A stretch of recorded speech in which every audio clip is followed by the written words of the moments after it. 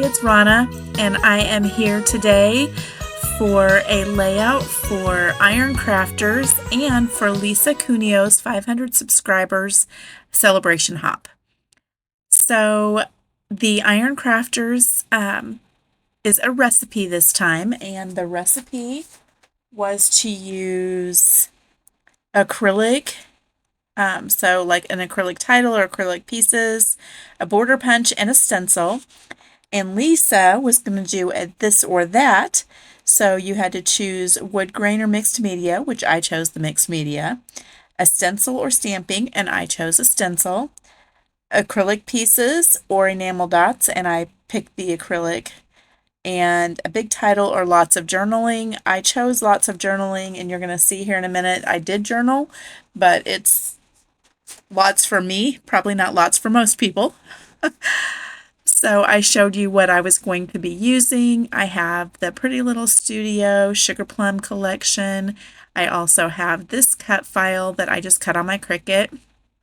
And I have a piece of vellum there. I'm going to attach this to the vellum. I also have a stencil, some mixed media. We're going to get to all of that here in just a minute.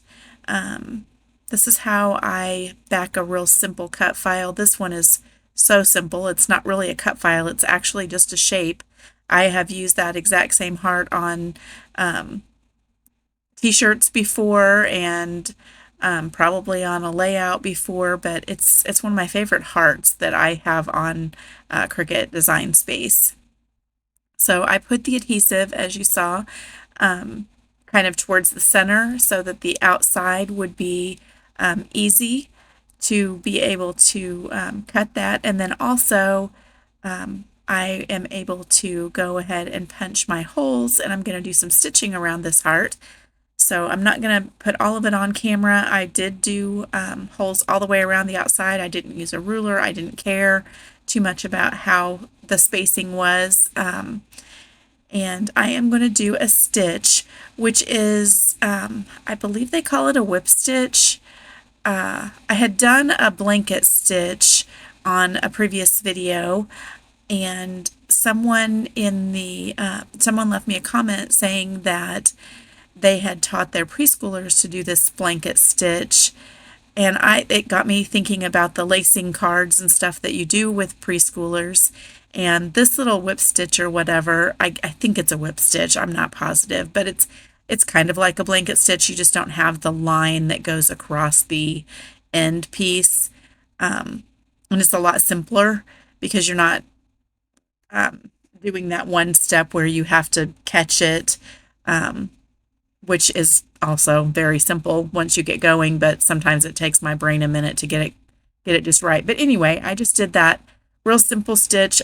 I thought it kind of reminds me of like a little candy cane, so I did that on there, and it will go perfectly with this layout. So now I am mixing two pastes, and these are Picket Fence. One has kind of a velvety finish, the darker one, and then one had a glittery finish, and it was so pretty. So I'm going to use this big 12 by 12 stencil, and I'm going to push some of that that I mixed up. I wanted it to be the same color as the paper from Pretty Little Studio, and I did end up, you saw me show that there, with a color that I thought was just perfect. There's just a little bit of a glitter to it. Unfortunately, with the vellum, you're not going to be able to really tell it's glittery in the end, but I'll do this again because this is so pretty. I love how it turned out. I kind of hate that I covered most of it up with the cut file and the vellum. If I had had a lighter weight vellum, maybe it would have shown up a little bit better through it, but I didn't, and this is how it's going to be. So you can see there with the big hearts, that's dried. It did bleed through the stencil just a little bit. I wasn't worried about that because I'm going to be adding, I'm making this a shaker. That's why I needed the vellum. So I have some sequins from Queen and Company, and they're the shaped ones. And then the Catherine Pooler one is Flamingo Beach, or Flamenco Beach, is what my little bottle says here. So I'm kind of deciding on placement, and that made a difference for where I was going to do the texture paste, based on how far up I needed to go and that kind of thing, because I didn't want to add the texture paste down, where it's going to be completely covered by pictures, and I knew it would be. So I know I want to add these little borders because border punch was one of the recipe ingredients. So I have that. And I'm going to cut this in half, and it's going to go on both sides to kind of um, bridge the gap between the white cardstock and then the decorative pattern paper that I'm using here. I love this color. It's a nice soft pink, and I am going to go ahead and stitch on the holes that the border punch made. And you saw, if you saw the video that I did for Scrap Lift Afternoon a couple of weeks ago, I had done that, and that was because I had seen it on Lisa Brooks's channel. And we were scrap lifting her that week, and I just loved the idea. So the red that I'm using is a DMC floss, and it is DMC 130, and I used all 6 strands on that whip stitch around the heart.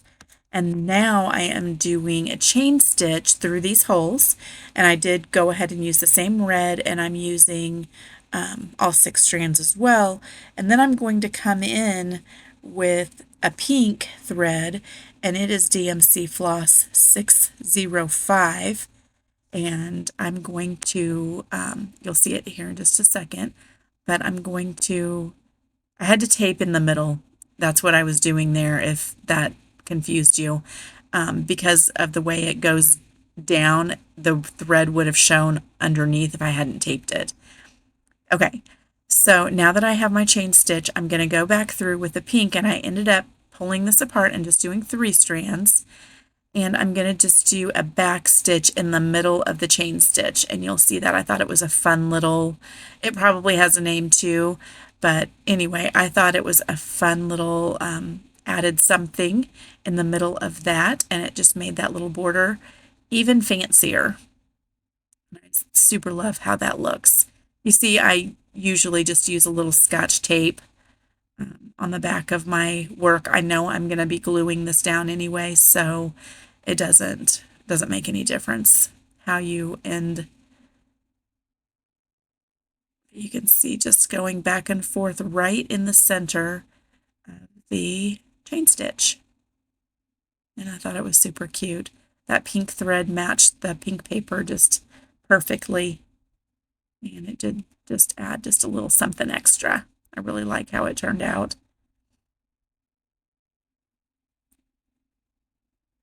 So that is finished. The So Sweet that I used for my title is from Bella Boulevard. I don't think I told you that in the beginning. And here I'm going to go under my stitching. That's really how I would normally do it, but again, the Scotch tape works fine too. And I'm going to reinforce that light pink because it would show underneath as well. Although in the end, I'm going to kind of cover it up with a die cut, so it's not going to even matter. But I love how that stitching looks. I love the extra texture from the stitching, the softness that adding some thread on layout, it just naturally gives you some softness. So here I have pulled out those 2 sequin mixes that I talked about, and I've got the sequins in there kind of how I want them, and I'm going to glue some of them down. And I'm doing that so that when it shakes around, some of the sequins will stay in place. And, in a layout, if you have it in your album or whatever, it should lay flat, but sometimes they'll kind of get stuck down in. So I went ahead and glued some of them on there. Can't tell if in that shot right there, I had already matted that larger photo, I did go ahead and mat it in the 6x6 paper, the accent paper, which is what I used for that border. I went ahead and used some of the what was left after I cut the border and matted the photo. And then I'm going to also use another little piece of it. So I used up my scraps on that. Got my whole sheet used there, all but maybe just a tiny bit.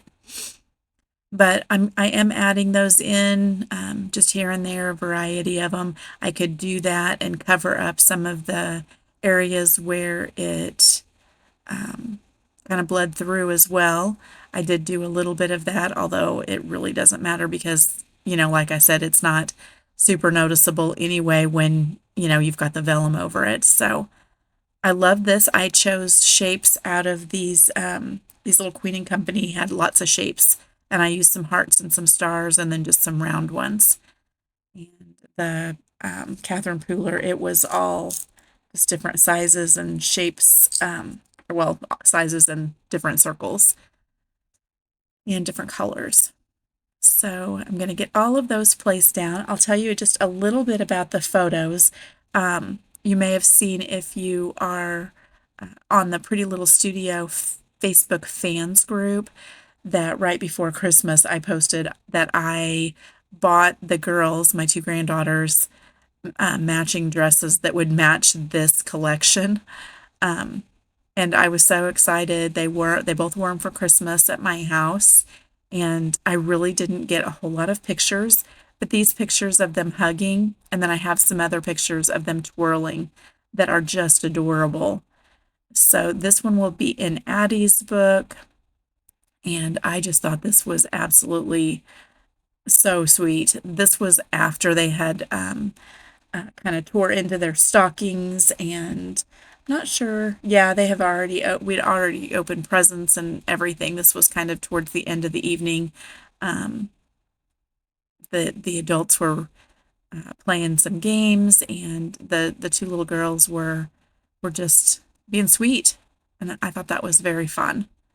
So I snapped a few pictures of them hugging, and at the same time they were twirling, and I was just going to town with some pictures there. So I had to cut that one down just a little bit so that it would fit under there. And then I'm using 1 millimeter foam tape to do the borders. I did use a 2 millimeter over the cut file so that it would stand up enough for all those sequins to be able to shake around in there, and they do, and it's super cute. It's hard to tell on screen. You can actually see the mixed media a little better than what is showing up here on screen in real life. You can't really tell that it's sparkly texture paste, so I hated that I lost the sparkle part of it. But you can see it. You can tell it's hearts. You can see the sequins. It all shakes around. So all of that is better. But now I'll bring that So Sweet back in, and we'll get to doing some of the embellishing. And I really like that. I didn't have any other, I don't have a lot of acrylic pieces actually. And it was a happy accident that this Bella Boulevard one matched this collection so well. I absolutely adore this. And it couldn't have been a more perfect title for this layout either. So the dresses are actually Nutcracker, and it's from a little bamboo kids clothing boutique here in town, but they also have a big presence online. And it's a really sweet girl. I've known her mom, and she actually is a scrapbooker as well. And I have known her mom for years. And so I definitely try to support their business when I can. They're called Little Capes and Crowns, or Little Crowns and Capes, or something like that. I think it's the crowns that come first, Little Crowns and Capes. I don't know. Anyway, um, sweet family, and so we do support their business. And this little Nutcracker dress was absolutely perfect with this line, and so I had to go get it. The girls both I don't think I took any pictures of them, but this little dress also has pockets. And I just always think that's adorable because you know how we all love a dress with pockets. I don't wear a lot of dresses, but my daughters do, and they love a dress with pockets. And the little girls like the pockets in their dresses too. So I thought that was fun. And they also have little shorts underneath of them. So when they're twirling around and things, there's a little matching shorts that go under the dress. So that's super cute as well. So I had pulled out a few of the die cuts, the little mice I thought were just as cute as can be, and there are mice on their dresses. Not that that matters, but um, it's kind of cute because it goes along with the Nutcracker, and this whole collection kind of has Nutcracker images mixed in as well. So I found some pink leaves, a couple of poinsettias. I'm going to kind of do a cluster on both sides, a cluster down at the bottom. I call that, more of just like my whole title cluster. And then I'll add a little bit up at the top.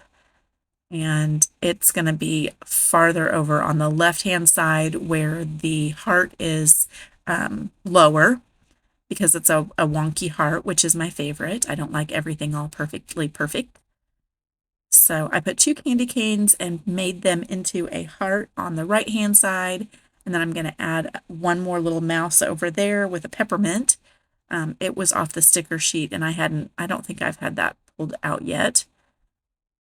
I liked those berries, but we were getting a little crazy and I didn't think I didn't need it there. So I ended up going with what I have there, and then I'll bring in another little border. I did pull out another border punch, so I get extra points for that, I think. Not really, there's no points in this, but it was fun. So I pulled out another one, and then I'm going to add this little red border after I had already glued my thread down, and so I'm going to fuss with that for way longer than I should have to get my tie glued down how I wanted it. I have one loop going up and one loop going down, and I thought that was kind of whimsical and fun off of my bow. So let's see. Oh, and my journaling. My journaling just says, they say cousins are your first best friends. I hope you and Carly stay close for life. And I know that's not a lot of journaling, even though it said a lot of journaling, but it's way more journaling than I ever do because normally I'll put a few words and the date. So I feel like this counts for me. And I definitely want to tell Lisa happy birthday and congrats again on 500 subscribers. Thank you so much for watching. I would love it if you would subscribe if you haven't already, and we will see you again next time. Thanks a lot. Bye-bye.